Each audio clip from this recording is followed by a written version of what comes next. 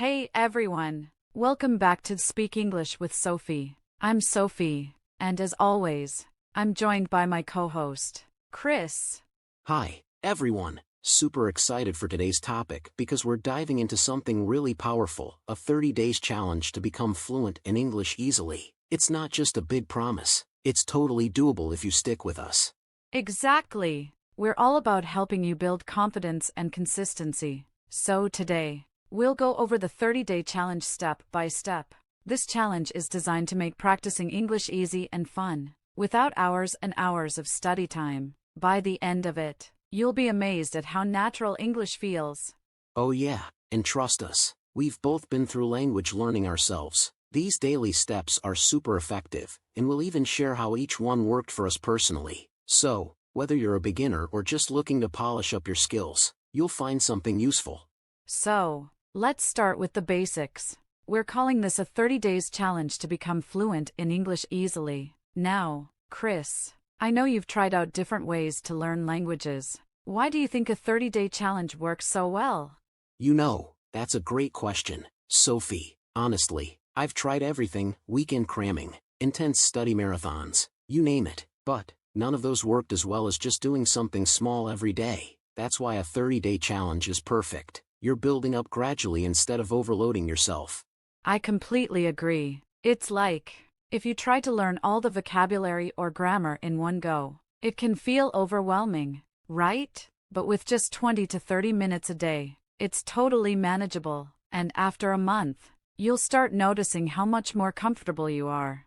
Exactly, and there's something about doing it daily that makes a difference. Like, when I first committed to doing even just 15 minutes a day, I realized I wasn't dreading it. It was just part of my day, like brushing my teeth, and after a few days, I started actually looking forward to it. That's so true. There's something rewarding about checking off a daily task. Plus, I think it helps to know that each small step is part of a bigger plan. You're not just practicing random words or sentences. You're actually building a habit. And that's a good point. Each week has its own focus in this challenge. We're not just tossing a bunch of tips and saying, "Good luck." We're structuring it so that you build on what you learned the week before. It's like a workout for your brain, but broken into focused sessions. I love that analogy. It's like working out. You wouldn't just go to the gym once and expect instant results. With this challenge, each day's small effort stacks up, and suddenly by the end of 30 days, you feel stronger in English. Exactly, that's the goal. So let's break it down a bit. There are 3 big elements to this challenge that make it effective. Yes. First up, routine building. This challenge is designed to help you form a habit. So, for the next 30 days, you'll commit to practicing English for a specific amount of time every day. I'd suggest pairing it with another routine you already have. Like, if you have a morning coffee, maybe that's the time you spend 10 minutes listening to English content. Right, routine building is huge. For me, I found that having the same time each day made it way easier to remember. I started combining my practice with my commute. So, instead of mindlessly scrolling my phone, I'd listen to an English podcast. You'd be surprised how those small moments add up. That's a great tip. So that's routine building. The second big element here is balanced practice. And by that, we mean you're not just reading or just listening. You're doing a mix of listening, reading, writing, and speaking every week. Oh yeah, this was huge for me. When I was only doing reading, my understanding improved, but I struggled with speaking. And when I only practiced speaking, I missed out on grammar and vocabulary. Balanced practice is the sweet spot. Absolutely. And we'll be guiding you through this each week so that you're practicing all the different skills in a way that's manageable. We want it to feel natural and rewarding. Like, when I first started balancing my practice, I felt like I was connecting all the pieces of a puzzle. It all just clicked one day. And that's the best feeling. Alright, so we've got routine building and balanced practice. The last element is tracking progress. It's one of those things that sounds obvious but makes a huge difference. Just jotting down a few notes about what you practiced or learned each day really adds up. It totally does. I kept a small notebook during my first 30-day challenge, and at the end, I could actually look back and see how far I'd come. It's super motivating to see your own progress on paper. And for those who love tech, you can even use an app. there are so many free ones where you can track daily goals. So, if you're more digital, that's another option. The point is just to keep yourself accountable and feel that progress. So to recap this overview, in this 30-day challenge, you're committing to a daily practice, mixing it up with balanced activities, and keeping track of your progress. Stick with us for these next few weeks, and we promise it'll feel worth it. That's right, and by sticking to these 3 elements, you're building a powerful habit. You're training your brain to live in English a little bit every day. It's not about perfection, it's about progress. Perfectly said, Chris. So, we're ready to dive into week 1. The focus here is on listening and pronunciation. Now, don't worry, this isn't about trying to sound like a native speaker immediately. It's more about tuning your ear to English and starting to feel comfortable with the sounds of the language. Yes, exactly, and I know listening and pronunciation can sound a little technical, but really, it's about getting used to English in a way that feels natural. When I first started with this kind of challenge, I remember thinking, oh, I've watched English movies and listened to music. I'll be fine, but when it came down to actually understanding and imitating English sounds, I realized I had a ways to go. That sounds just like my experience. I remember thinking I understood English movies perfectly, but when I actually focused on listening carefully, I noticed all these sounds I'd never paid attention to, like how native speakers blend words together. I mean, we don't often say, "How are you doing?" It's more like, "How you doing?" Yes, and that's one of the biggest hurdles, right? It's not just about understanding individual words, but catching the flow of spoken English. So, for this first week, one of the best activities is listening to short English clips, like a podcast, video, or even a song, and trying to mimic the phrases. Exactly. I think a lot of people feel hesitant to mimic or imitate because it feels awkward. But here's the thing, mimicking helps you internalize those sounds. I'd play a short video clip, maybe 30 seconds long, listen to it a couple of times, and then try to say each line just like the speaker.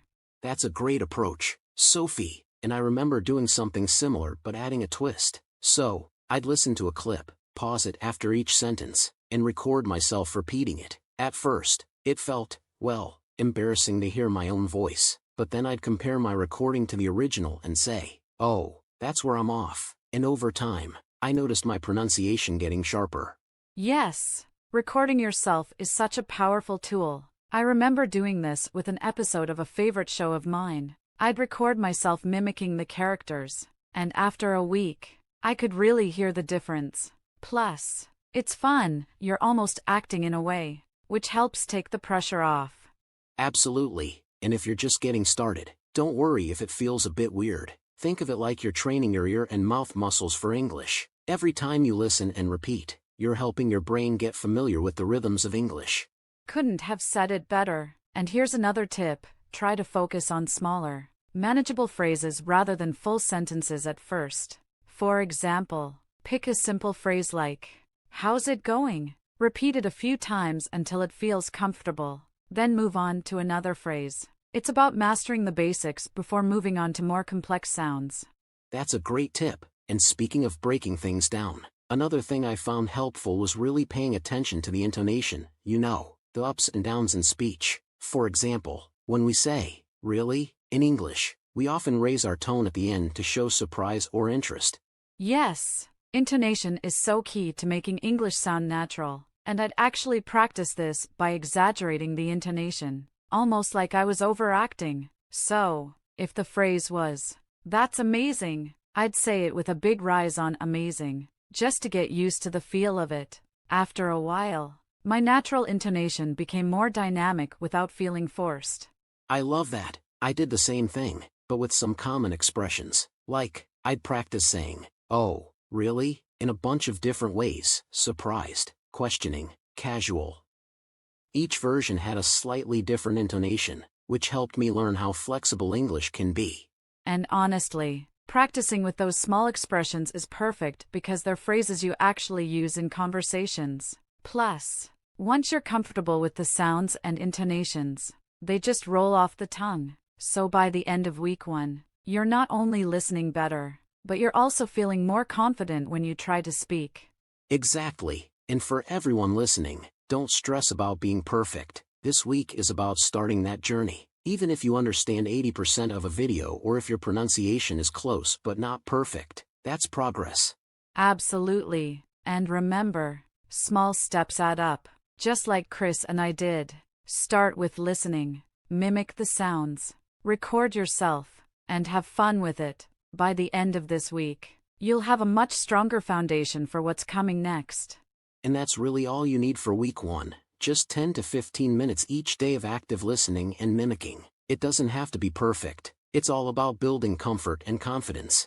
So, are you all ready to jump into week 1? Start small. Make it a daily habit. And enjoy the process. Trust us. You'll be amazed at how much difference these small exercises make. Let's get started on the foundations of fluency. All right. Welcome to week 2. Everyone. This week is all about expanding vocabulary. Now, I know learning vocabulary might sound a bit daunting at first, but hear us out, it doesn't mean memorizing long lists of words. We're actually going to make this process fun and manageable. Right, because who really remembers a list of 100 words at a time, right? I remember trying that when I first started learning French, and by the end of it, I could only remember maybe 5 of them. So, in this challenge, we're focusing on real words you'll actually use in daily life. Exactly, Chris. And I think when people hear expanding vocabulary, they often think it means learning difficult or fancy words. But here's the thing, effective vocabulary is about the words you'll actually say and hear in real conversations. So, this week, we're focusing on useful, intermediate-level words that will keep your English sounding natural and versatile. Totally. And a big tip here, don't just learn words in isolation. Connect them to situations or topics that matter to you. When I was learning English vocabulary, I'd make sure I was connecting each new word with a story or a context. Like, if the word was interrupt, I'd imagine scenarios where I'd need to use it, like someone cutting into a conversation. It really helps the words stick. Yes, that's actually such a great tip. And another one is using word families. So, let's say you're learning the word impress. You could expand on that by learning impressive, impression, and impressively. That way, you're not just learning one word but understanding how it can be used in different ways. It gives you more flexibility when you're speaking. Absolutely. And word families also help you recognize words when others say them in different forms. When I started learning English, I'd often get thrown off because someone would say impressive, and I'd only learned impress. But knowing these variations really rounds out your understanding. So true. Now, let's talk about how to expand vocabulary in a way that doesn't feel overwhelming. For me, I found it helpful to focus on just 5 to 10 new words a week. I'd write them down, look up example sentences, and then, here's the key part, I'd try to use them in real conversations or even in my thoughts throughout the day.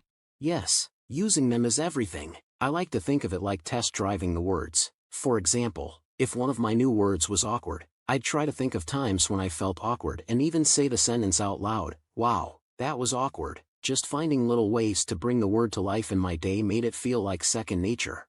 That's the secret right there, using words in a natural way. And even if you don't get a chance to use them all in real-life conversations, you can still practice them in your mind. Imagine situations where you'd use that word. It can be as simple as "that's impressive" or "don't interrupt." When the word is tied to a feeling or a scenario, it sticks. Another fun trick I used was connecting new words to something I loved. Like cooking, I'd choose words that related to food or describe flavors. So, if I was learning the word savory, I'd associate it with a dish I liked and practice describing the flavor to myself or to friends. Tying it to something I enjoyed made it a lot more memorable.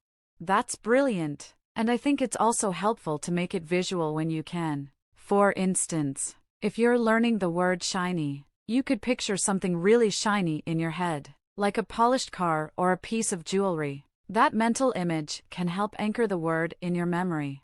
Absolutely. Visualization helps a lot. And speaking of making it stick, another great way is by creating flashcards, either physical ones or digital. With apps, on one side, you could put the word, and on the other, a simple definition or an example sentence. This week, challenge yourself to review a few each day until you really know them. Yes, I'm a huge fan of flashcards, too. And here's something I did that helped me a lot. I'd put my flashcards somewhere I'd see them every day, like on my fridge or my desk. Seeing those words daily kept them fresh in my mind. Little by little, they became part of my vocabulary. And let's talk about the magic of repetition here. You don't need to spend hours drilling the same word. Just seeing it a few times a day in different contexts, whether it's a flashcard, a sentence you wrote, or even using it in a text, gives your brain the gentle reminders it needs to hold on to that word.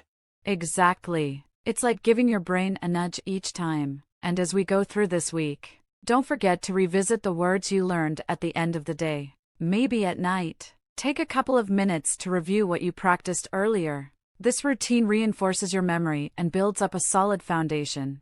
Definitely. And remember, vocabulary is like a toolkit. You don't need to learn everything at once, just the right tools for the conversations you want to have. By focusing on words you'll actually use and practicing them in different ways, you're building a strong base for fluency.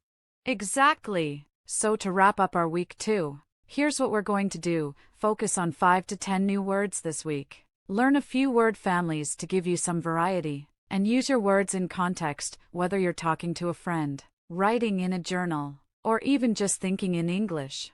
And one last reminder, don't be too hard on yourself if you don't remember every single word. The goal is steady progress, not perfection. By the end of this week, if you've got a few new words you can confidently use, that's a win. Couldn't agree more. So let's get started on expanding that vocabulary toolkit. Remember to enjoy the process and make these words your own. Week 3 is going to build on everything you've learned. So keep going strong. You've spent 2 solid weeks building up your listening skills and expanding your vocabulary. It's time to take those words and start using them. Week 3 is all about sentence building and speaking practice. Yes, this is where all that vocabulary starts to feel like it's coming together. I remember when I first started practicing my own sentence building, it felt a bit intimidating at first, but once I got going, it became a lot more natural. So if you're feeling a little nervous, that's totally normal. Absolutely, Chris. And I think a lot of people get hung up on speaking because they're worried about making mistakes. But here's the thing, mistakes are part of learning. In fact, they're signs that you're actively trying to use English, which is huge. And you'd be surprised at how much progress you can make by just giving yourself the space to try. Exactly, and that's why this week is all about starting small. So, let's break it down. To build a strong foundation, we start with simple sentences, and then we gradually add complexity. Think of it like building with blocks. You wouldn't start with the roof, you'd start with a few bricks at a time. Such a good analogy, Chris. So let's start with those first bricks, basic sentence structures. If you're just getting comfortable with English sentence building, try to focus on subject-verb-object sentences first. For instance, I eat breakfast, or she likes coffee. Short, clear, and to the point. And once you're comfortable with the basics, start adding in details. So, instead of I eat breakfast, you could say, I eat breakfast at 8 a.m. Adding little pieces of information helps you grow those sentences naturally. You're adding where, when, or why. And each of those little additions makes your sentences sound more complete. Exactly. And here's a tip that really helped me early on: use familiar topics. Talk about your day, your routine, things you enjoy, anything you're comfortable with. It makes it easier to come up with sentences because you're drawing from your own life. For example, instead of saying, I read, you might say, I read for 20 minutes every evening before bed. It sounds simple, but it makes a huge difference. That's a great point, Sophie. I did the same thing when I started learning, and I'd even try talking to myself in English. I'd narrate what I was doing, like, I'm making coffee, or I'm walking to the store, just everyday stuff, but it helped me get used to thinking in English. Plus, there's no pressure because no one's listening, so you can just practice freely. I do that too. Talking to yourself is surprisingly helpful, and once you're comfortable talking to yourself, try finding a practice buddy. It could be a friend who's also learning English, a language partner, or even someone in a language exchange app. Having a real conversation, even if it's just for a few minutes, helps so much with confidence. Yes, finding someone to practice with is a game changer, but if you don't have a buddy, don't worry. You can even practice by recording yourself speaking. Just choose a topic and record yourself talking about it for a minute or two. When I started doing this, I'd talk about my plans for the day or even explain my favorite recipe. It was a little awkward at first, but it helped me hear my own voice in English. That's a great suggestion. Recording yourself is really valuable because you can listen back and catch areas for improvement. And another exercise that I love is what I call the daily sentence challenge. Each day, try to build one sentence that uses a new vocabulary word or a new sentence structure. It doesn't have to be complex. The goal is to create one new sentence each day that stretches you a bit. Yes, the daily sentence challenge is awesome. I'd often write mine down, too, and try to say it out loud a few times. And here's another trick: if you're learning English as part of your daily routine, try adding in connectors, words like and, but, so, and because. They make your sentences feel more natural and conversational. For example, instead of just "I like coffee," you could say, "I like coffee because it helps me wake up in the morning." Good tip, Chris. Those little connectors do a lot to make English sound smoother. And here's something I did that helped me build confidence. I'd set a mini goal to talk for just 1 minute without stopping, even if I had to pause a lot or search for words. And over time, that 1 minute turned into 2, then 5, and so on. It's amazing how quickly you start to feel more comfortable just by giving yourself that little bit of structure. That's a great idea. And remember, if you get stuck, don't worry. Instead of focusing on finding the perfect word, just describe it. If you can't remember airport, maybe say the place where airplanes are. The goal is to keep the conversation going, and as you get more comfortable, those words will come more naturally. Exactly. That's such an important mindset, to focus on communication rather than perfection. And here's one more tip for building sentences naturally: think in English whenever you can. So if you're about to leave the house, think, "I'm going to work now." Or if you're cooking, think, "I need to add salt to the soup." Simple phrases, but it gets your mind used to forming sentences in English. Yes, thinking in English is such a great exercise because it keeps your brain engaged with the language even when you're not actively studying. So, to sum up week 3, here's our plan. Start with simple sentences, add in a few details, try connecting your thoughts with and, but, and because, and challenge yourself to speak out loud every day. Remember, every sentence you build adds up. And most importantly, have fun with it. By the end of this week, you'll notice that English is becoming less of a foreign language and more of something you're comfortable with. Sentence building is where fluency starts to really come together. So keep practicing, and don't be afraid to make mistakes. You're doing amazing. Couldn't agree more. All right, let's get ready for week 4, where we'll focus on putting all of these skills together with some real conversation practice. Keep up the great work, everyone. Week 3 is going to be a game changer. All right, folks, we've made it to week 4. This is where everything really comes together. All those new words, the listening, sentence building, it's time to bring it into real-life practice. How are you feeling about this one, Chris? I'm so excited for this part. Real-life practice is where all those skills stop being just practice and start feeling like real, fluent communication. I think a lot of people get nervous here because it feels like, wow, I'm actually going to be using English in real situations. But this is also where all that hard work from the first 3 weeks really starts to pay off. Exactly. And it's normal to feel nervous about using English outside of your usual study routine. But remember, we're not aiming for perfection, we're aiming for progress and real-life experience. This week, it's all about putting yourself out there a little bit, trying new things, and using what you've learned in situations that feel authentic. Definitely, and we have a few strategies to make this easier. So, let's start with an easy, low-pressure one: self-talk. Now, we've touched on this in previous weeks, but this week, take it a step further. Try describing your daily routines in English, narrating what you're doing, and even sharing your thoughts out loud.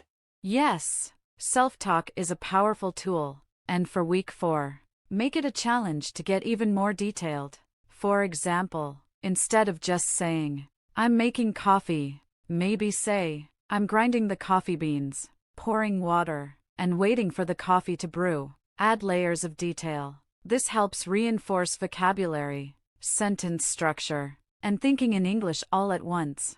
Exactly, and you can do this anytime, anywhere. It's a great way to practice without anyone else listening, so you're free to experiment and even make mistakes. Another good one this week is to shadow people you hear speaking English. This is where you listen to someone, maybe a podcast, a video, or even an English speaker on the street, and try to repeat what they say immediately after. Shadowing is so helpful. It's like practicing in real time, where you get used to the natural flow and rhythm of English. And if you want to get creative, you could even turn on the subtitles on a show you're watching and try repeating the lines as the characters say them. It feels a little silly at first, but it's incredibly effective for developing a more natural way of speaking. Oh, totally. I did a lot of shadowing when I was learning, and it made a huge difference in my confidence. And here's another idea for real-life practice: order food or drinks in English. This one's especially helpful if you live somewhere where people speak English. Even if it's just a coffee shop, try ordering in English. Even if you feel a little nervous, the experience of using English in everyday situations builds your confidence bit by bit.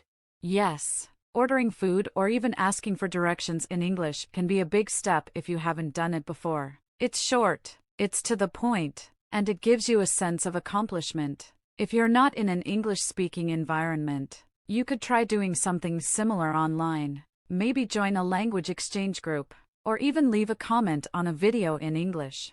That's a great suggestion. I also really recommend finding a language buddy if you can. Maybe someone you can call for a quick chat in English. You don't need a long conversation, just 5 or 10 minutes of talking can do wonders. You could talk about your day, something funny you saw, or even just how the weather's been. Anything that keeps the conversation flowing. Definitely. Having a buddy to practice with makes things so much more engaging. And speaking of which, this week is also about reflecting on your progress so far. Take a few moments each day, or even at the end of the week, to think about what's working for you, where you're improving, and where you still want to focus.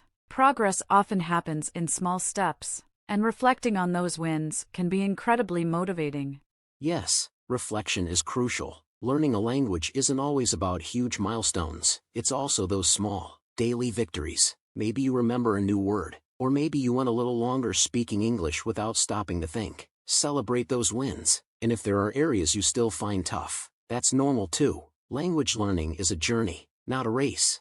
Exactly. And if you're keeping a journal, this is a great time to add reflections in there. Write down a few sentences each day about what you did in English, what went well, and maybe what felt challenging. It's a powerful way to track your growth and see how far you've come since week 1. And don't forget, give yourself credit. Language learning takes persistence and a lot of courage, so recognizing your effort is part of the process. By now, you're probably more comfortable with English than you realize. This week, you'll find that you can use English in more situations than you could at the start of the challenge. Yes, celebrate each small step forward. So, to wrap up week 4, here's what we're doing. Practice real-life English with self-talk, shadowing, maybe ordering in English or chatting with a buddy. And finally, take time to reflect each day. You've put in the work, and now it's time to see it pay off. And we'll be right here with you, cheering you on through every step of this final week. Real-life practice and reflection are what make all these skills stick. So trust the process and keep going strong. You're building fluency every day. Couldn't have said it better, Chris. So let's take that leap this week. Everyone, use your English, reflect on your growth, and celebrate each little victory. By the end of this week, you'll be amazed at how far you've come. We can't wait to see where this journey takes you. Best of luck, and remember, no step is too small. Every moment you practice is a step closer to fluency. Let's make this final week count. Now that we've covered the weekly goals, let's zoom in on something super practical: your daily routine. We're breaking it down so that each day flows smoothly with little pockets of English practice. From morning to night. Chris, how does your English practice look at different times of the day?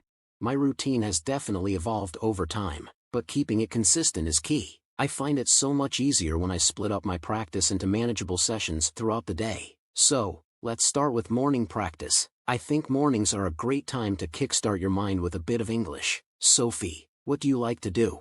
Mornings are my favorite. I usually spend the first 15 to 20 minutes listening to something in English, maybe a podcast or a short news update while I make my coffee. It's an easy way to wake up while getting into English mode for the day. And it doesn't feel like studying because it's part of my usual routine. Great point. I also love doing something like listening to an English podcast or radio while I get ready. And here's a tip: if you have a specific area you want to improve, choose something that focuses on that. Like if vocabulary is your goal, maybe find a podcast or audiobook where you can learn new words, even if it's just for 10 minutes. Yes, and while you're listening, you can even try repeating a few sentences out loud. It's called shadowing. You just repeat what you hear. It helps with pronunciation and fluency, even if it feels a bit funny at first. Just try it when no one's listening. Exactly. Shadowing can be really powerful. And here's another quick morning exercise I find helpful. Jot down 3 sentences in English about your goals for the day. It's a bit like a to-do list, but in English. For example, today I'm going to meet a friend for coffee, or I will study English for 30 minutes. It helps you start thinking and writing in English right away. That's a fantastic idea. Okay, so let's recap the morning routine: a short podcast or audiobook to get your ears warmed up. Maybe shadow a few sentences, and then write a couple of goals in English to set the tone for the day. Super simple, right? Definitely, and it doesn't take much time, so it's easy to fit in. Then we move on to the afternoon practice. This is where you can do something more active or intensive if you have time. Personally, I like to use my lunch break or a short break to watch a quick video in English, maybe a tutorial or even a short TV show episode, something entertaining but educational. Great idea. I often do something similar. I usually watch a YouTube video or a news clip, but I use English subtitles if available. Watching with subtitles keeps me engaged and helps me understand more complex sentences and phrases. And if I come across a word I don't know, I'll write it down and look it up later. It's like a mini vocabulary boost. Yes, exactly. And speaking of vocabulary, the afternoon is a good time to do a quick vocabulary review or practice. If you're using a language app or flashcards, try reviewing 5 to 10 new words right after lunch. Keeping it short and focused can make it easier to remember without feeling overwhelming. Absolutely. And here's something else I do during the day: self-talk practice. Whenever I'm doing something alone, like cooking or organizing my desk, I'll narrate what I'm doing in English. For example, I'm chopping vegetables, or I'm organizing my notes. It sounds simple, but it reinforces sentence building, and it's a great confidence booster. Self-talk is so underrated. It's one of those things you can do anywhere, and it gives you a way to practice without needing a partner or even stopping what you're doing. So, to sum up, for the afternoon routine, watch a short video or show with English subtitles, review 5 to 10 vocabulary words, and fit in some self-talk while doing a routine task. It's simple, and you don't need to block out extra time for it. Exactly. And finally, let's talk about the evening routine. The evening is a perfect time for reflection and winding down with some English practice. One thing I love to do is keep a journal. I try to write a few sentences about my day in English before bed. It doesn't have to be perfect, just a quick summary of what I did or felt that day. Yes, I do something similar. A journal is perfect for practicing writing skills, and it's a great way to look back and see your progress over time. Plus, you can focus on using new vocabulary you learned that day. Even if it's just a sentence or two, it helps reinforce what you've studied. Totally agree. And here's another evening tip: try a bit of reading. It could be a few pages of a book in English or even an article online. I find that reading at night helps me learn new expressions and phrases in context. And because it's the last thing you do before sleep, it tends to stick with you a bit better. That's a great suggestion. I like reading something light in English at night too. Or sometimes I'll even watch a short English video before bed, something relaxing, like a travel vlog. And here's a fun trick: try thinking in English as you're falling asleep. It's a little mind hack that helps build the habit of thinking in English. Yes, I love that. Thinking in English before bed can be surprisingly effective. So, let's recap the evening routine: write a quick journal entry in English, do a bit of reading or watch a relaxing video, and try thinking in English as you drift off. It's all about ending your day on a positive note with English. Absolutely. So, to recap the full day, in the morning, you warm up with listening, shadowing, and goal setting in English. In the afternoon, you watch something with subtitles, review a few vocabulary words, and try self-talk while doing a task. And in the evening, wrap it up with a journal entry, some light reading or watching, and a bit of English-focused thinking. Yes, it's a simple and flexible routine, but the consistency makes a big difference. And here's the best part, even if you miss a session, you're still making progress. It's not about perfection, but about creating a steady rhythm of English practice throughout your day. Exactly, Sophie. I think a lot of people get hung up on feeling like they have to practice for hours each day, but this routine shows that you can improve just by adding small, meaningful English moments to your day, and each of those moments adds up. Absolutely. The 30-day challenge isn't just about learning new words or rules, it's about building confidence, forming habits, and actually enjoying the process. So, go easy on yourself, stay consistent, and remember that every little effort counts. Well said, Sophie. So there you have it, everyone, a practical daily routine that keeps English learning part of your everyday life. Stick with it, make it your own, and soon enough, you'll see English becoming second nature. We're so excited to see you all make it through this final week. Keep practicing, stay motivated, and remember that this journey is yours to enjoy. You've got this. Couldn't have said it better. Let's make this week a great one, and by the end of it, you'll have a full month of consistent English practice behind you. You're on your way to fluency. As we wrap up today's episode, let's highlight 5 words that you can use daily. First up is routine. Repeat after us. Routine. A routine is something you do regularly. For example, creating a routine for learning English makes it easier to practice every day. Next is effective. Repeat after us. Effective. It means something that works well. For example, recording yourself speaking English is an effective way to improve. Then we have progress. Repeat after us. Progress. Progress means improvement. For example, it's important to track your progress as you practice. Fourth word, commit. Repeat after us. Commit. It means to dedicate yourself to something. For example, I decided to commit to learning English for 30 minutes every day. Last word is confident. Repeat after us. Confident. It means feeling sure of yourself. For example, speaking every day makes you more confident in English. All right, everyone. Say these words out loud with us. Routine, effective, progress, commit, confident. Use them this week and see how they become a natural part of your vocabulary.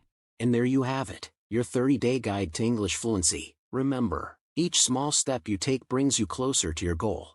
Exactly. Stick with it, stay positive, and celebrate your progress. Language learning is a journey, and we're here with you every step of the way. Thanks for tuning in, everyone. Don't forget to share your progress with us. We'd love to hear about it. Until next time, keep practicing. This is the end of today's episode, but remember, learning English doesn't stop here. There's so much more to explore, so make sure to check out our other episodes to keep your English journey going. Don't forget to hit the subscribe button and stay updated with our latest lessons. Keep practicing, keep growing, and we'll see you in the next episode. Happy learning!